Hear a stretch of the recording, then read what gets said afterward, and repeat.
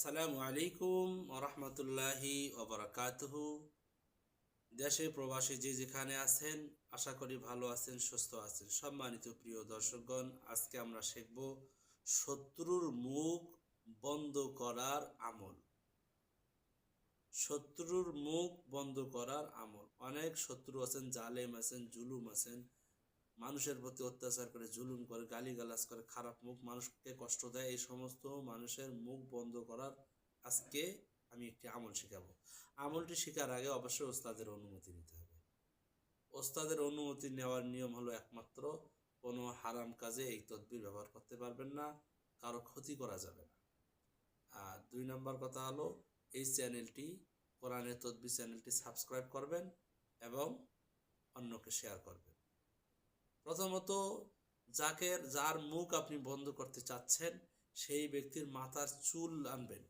চুল আনার পরে ওই চুলের মধ্যে এই আয়াতটি পড়ে ফু দেবেন।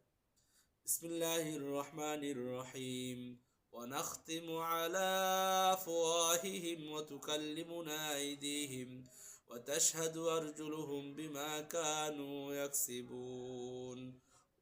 আবার বলছি, ওয়ানাখতিমু আলা আফওয়াহিহিম ওয়া তুকাল্লিমুনা আইদিহিম ওয়া তাশহাদু আরজুলুহুম বিমা কানু ইয়াকসিবুন।